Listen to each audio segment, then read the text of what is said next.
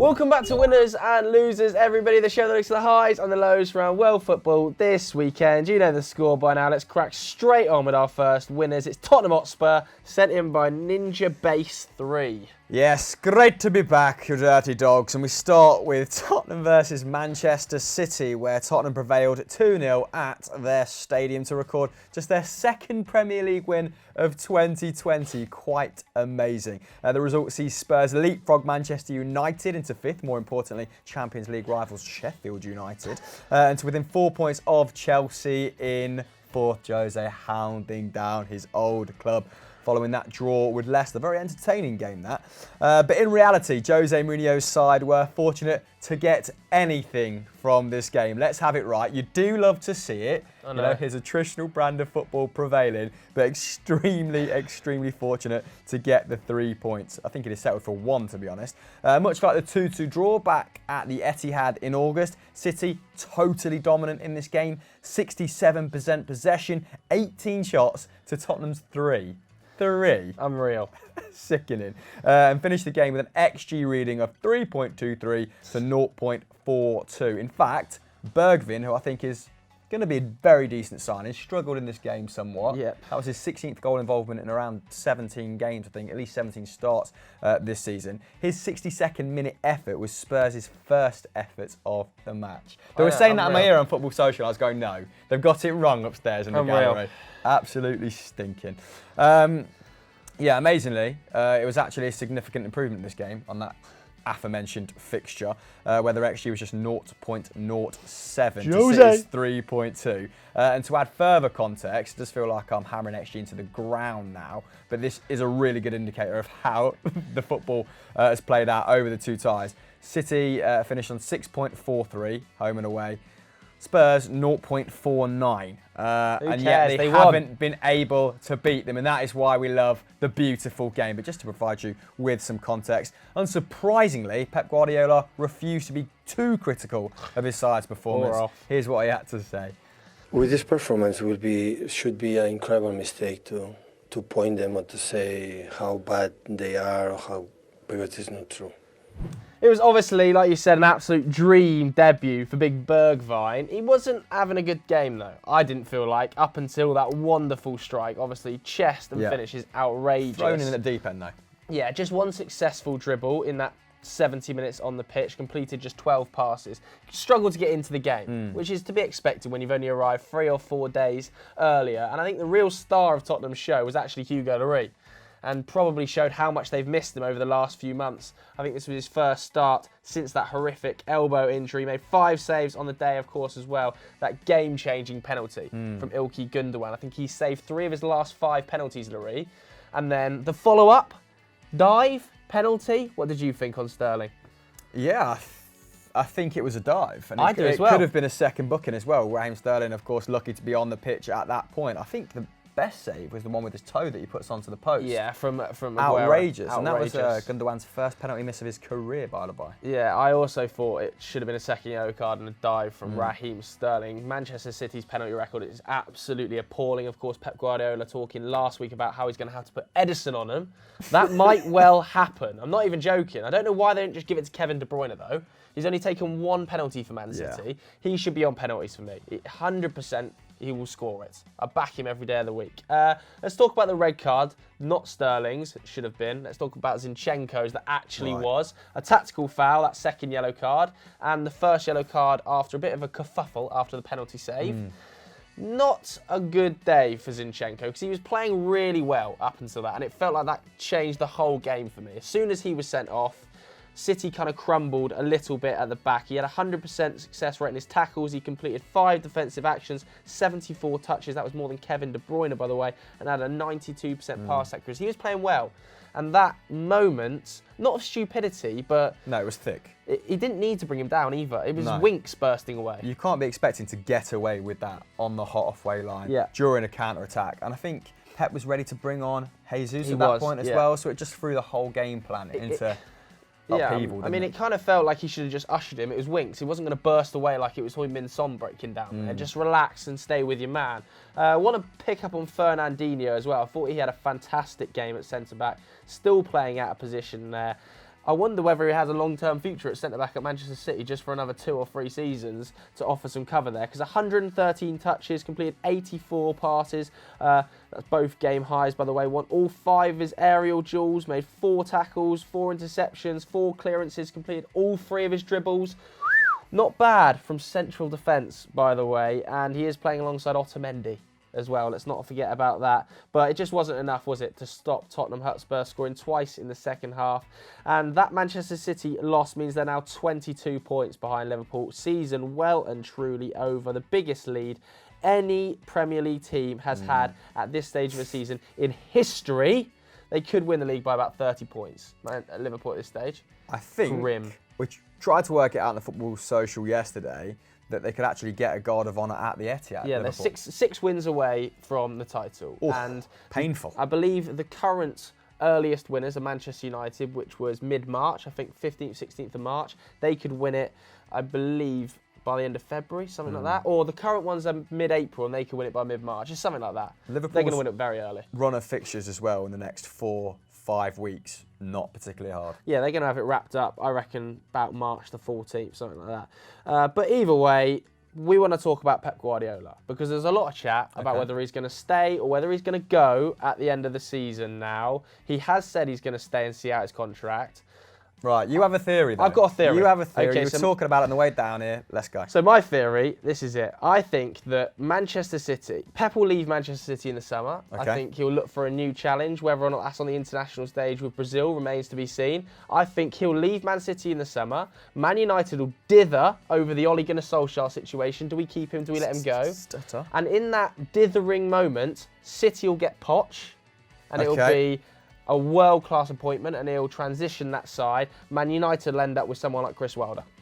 And You'd be lucky to get Chris Wilder at the moment. I would love Chris Wilder at the moment, but it won't work, will it? It won't work with the state of that recruitment. So I can see Poch going to City in the summer is what I'm saying. Do you think Pep will still be here next season?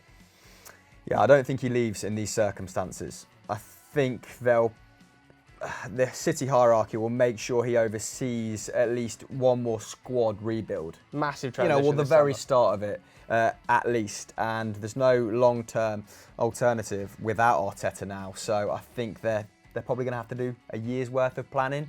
So we'll be paying out of their ears to keep him there, whether that be in his pocket or on the transfer market. Yeah, I think another year. Okay, well, what do you guys think? Is Pep going to stay or is he going to go at the end of this season for Manchester City? Vote up in the poll right now. And before we move on to our next section, then, if you're not a member of Team FD, hit that subscribe button as shown on screen right now. Let's move on. Our first losers this week come from Jagan0903. Much to George's noise behind the camera, it's the Gooners. Oh dear, Mikel Arteta fully in charge of Draw FC as they failed to beat Burnley for the first time in 12 meetings, a run stretching back to 2009, in an absolutely scintillating 0-0 at Turf Moor. To be honest with you, they were lucky to escape with a point. More like Turdmore. Oh dear, absolutely shocking. They had 58% possession, didn't they? And we know that Arteta likes to keep the ball, but they were outshot by Burnley. XG had the game in Sean Dyche's favour for possibly the first time in Premier League history. And the metric absolutely hates him. I know. Absolutely hates him. And I'll tell you the reason they had such a high XG was that Jay Rodriguez miss. How the did he miss? About 6 inches out, and he's at the crossbar. I don't know why he puts his foot through it. Just relax and tap it home. Good size. Tap it home. I don't know what he's doing putting his foot through it. He's, I think, got 4 goals this season. You can see why it's only 4, although he did score that belter at Old Trafford, didn't he? Absolutely sickening. He was Burnley's main goal threat. I'd say he took 4 shots. That was more than anyone else on the pitch. But their best player was Dwight McNeil yet again. 3 shots, 5 key passes, by the way, in this one. He looks a real talent and was pretty useful defensively, which is what Sean Dyche really wants from his wide men. Overall, I think that was probably Arsenal's worst performance of the season under Arteta. But he was pretty raging about it as well. Here's what he had to say after the game. We have to improve quality-wise. We are very far from what I want in terms of sustaining attacks and being more unpredictable in our play, but that's the process. Yeah, much was made about the return of Aubameyang before this game, of course. He served his 3-match ban back in contention to be picked, put into the side, and ultimately disappointed here, completing just one of his 4 attempted dribbles and only sticking 1 shot on target. On the other flank, Martinelli, bit busier, always industrious, isn't he? More occupied with pressing, it seemed, in this game, made 6 tackles and interceptions. That was the joint most on the pitch, winning 71% of his challenges as well, but only managed on the attacking end 1 dribble, 1 shot and 1 key pass. The silver lining for the Gunners in this game is the slow progress of Granit Xhaka. He's worked his way back into the side. Yes, we are clutching at straws here, but you're welcome, Arsenal fans. The once maligned Swiss midfielder solid again in this game, winning 100% of his tackles, 3 aerial duels and recording a 90% pass act, which was the best on the pitch, as well as creating a chance. And when he went to left back, Arsenal's build-up play went down the toilet, didn't it? The draw leaves Arsenal in 10 points off the top 4. How are they still only 10 points off the top 4 despite winning 6 games? I'm not sure. It also marked their 4th consecutive draw in the league. The first time in a decade they've managed this very odd feat. So whilst their style of play is a bit more obvious, the build-up's a bit more constructive, let's say, still not finding a way to get those results. In fact, they have become the first team in Premier League history to draw as many as 13 games at the 25 match mark. And George Wright, again, would like to designate a lot of blame in Lacazette's corner. He missed a header in this game and he's touted him as the worst striker in the league. Do you agree with him? Let us know in the comments below.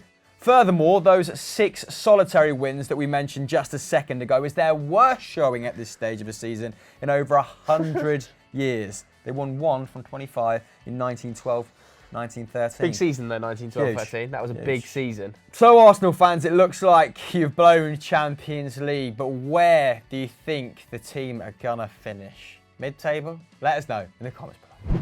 Moving on to our final winners, submitted by Cam Walsh, it's Everton. Yes, the Toffees grabbed the win in spectacular fashion, didn't they, after being 2-0 down away to Watford after just 40 minutes, thanks to a 90th minute winner from Theo. They've won from 2 goals down away from home in the Premier League for the first time, obviously following this fixture, since September 2015 when they beat West Brom 3-2. So this comeback was a long time in the making. They'd lost the previous 25 in a row when they went 2 or more goals behind on the road in the league before the win on Saturday.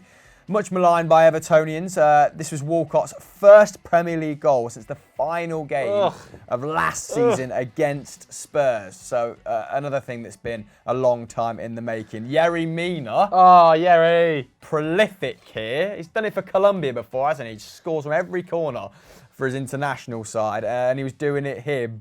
Back at it, grabbing a brace within a matter of minutes just before the break. The first defender to score a Premier League brace for Everton since Leighton Baines against West Ham in 2013. And Carlo Ancelotti will need the rest of his team to chip in because no one's been that prolific, have they, this season? Calvert-Lewin's doing all right still.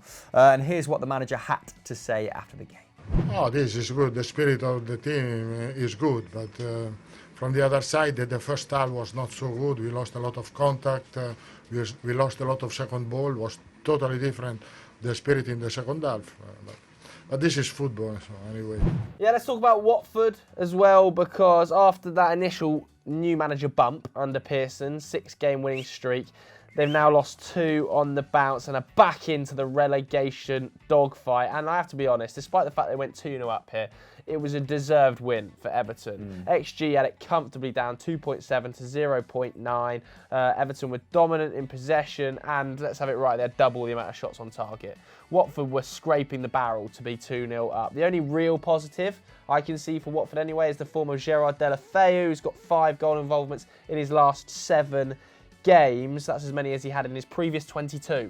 So Pearson clearly getting the best out of Deulofeu, but February is not a kind month for the Hornets. They have away trips to Brighton and Man United, that should be fine, before hosting Liverpool, which they'll obviously lose as they try to keep those survival dreams alive. Everton also have a tough run, by the way, so Carlo Ancelotti is going to need to pull his finger out. Arsenal, United, Chelsea and Liverpool in consecutive matches. That's rough, except for United and Arsenal, which are very winnable. and Chelsea, to be honest, because, you know, not one bit of consistency between them. Yeah, so, you know, Everton for the Champions League. They featured last week, they featured this week. Inescapable putting West Ham as our losers. This comes from 48, Wildo, and it was fairly obvious. Oh, God, it's grim at the Olympic Park right now, isn't it? They're 18th in the table as they let a vital 2 points just slip through their fingers against fellow strugglers Brighton, drawing 3-3 at home after being in such a powerful position in that game. They've only recorded 6 wins in the entire season. I think that might be the same as Arsenal, by the way. But that is the joint third fewest in the league. David Moyes is without a win in his last 6. Oh, God, do you remember when he first came in and he said, winning is what I do? Do we now think he's even good enough to keep him up? We're getting into Quique Sanchez-Flores territory, aren't we? We are. 3 months in and out. I'm not quite sure. Who else is on the market at the moment Big that's Sam. more qualified to keep them up? Big Sam. Oh, no. That would be very West Ham as well, wouldn't it? They wouldn't go back, though. Big Sammy on. I think David Moyes will keep him up but I don't think it's progressive enough to take him on in the long term. And to be honest with you, they looked like they were going to arrest that slump in this game. 3-1 up, and they looked fairly comfortable on the hour mark. That Diop goal and a brace from Robert Snodgrass. However, it just all fell apart. It just crumbled before Moyes' eyes, didn't it? Conceding 2 second-half goals in just 5 minutes. I mean, West Ham have dropped 19 points from winning positions so far this season. Obviously, that's the most in the league, and they are like totally reliant at the moment on players like Robert Snodgrass, who was pretty much running the game for the best part of an hour here. His 85 minutes on the pitch, he had 3 shots, 2 of them on target, 2 key passes, 2 tackles. Obviously, he scored 2 goals, although one was a massive, filthy deflection, and also got an assist. I just think overall this West Ham squad is much better than its position, but it's just struggling. Seb Allet needs to start scoring some bloody goals. He'll be thankful Jarrod Bowen's come in, and he has to hit the ground running. No time to rest, Jarrod Bowen. I know he's fantastic in the Championship, but the pressure on a 23-year-old lad to come in and start scoring goals with Felipe Anderson out till mid-February is massive. Well, I feel for Seb Allet, and they definitely needed a creator. They've really felt Felipe Anderson's absence, haven't they? He was their chief creator.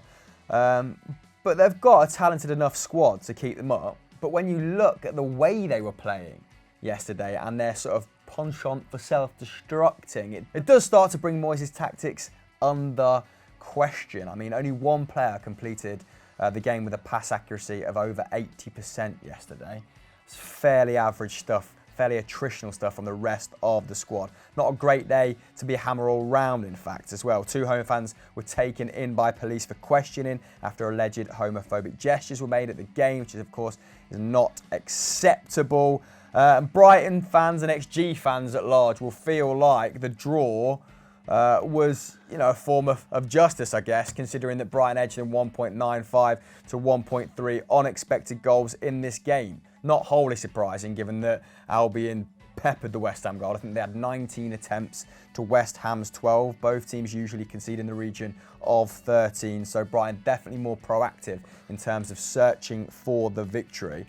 West Ham, actually in the second half, only produced 3 efforts to Brighton's 13. So I think Moyes said post-game, you know, we gifted them Honestly, the point. They didn't do much to deserve all 3, would be my counter-argument to that. Some of the goals in this game were nothing short of this. Yeah. It's comical Yeah, and goals. as good as Brighton were going forward and in terms of generating chances, Brighton's still pretty dependent on glaring errors from individuals within West Ham's squad. So firstly, Fabianski punching it into the back of Ogbonna's head from a corner. Then that awful Masuako clearance putting Diop under a lot of pressure. Pascal Gross steals in, big toes it in. Proper Sunday League sequence, wasn't it, that? Awful. The big German did deserve a goal for his all-round performance. 4 chances created. He did take 6 corners though, I guess. 3 tackles, 2 shots, and 1 dribble completed. But it was left to big Glenn Murray to secure the points for Brighton.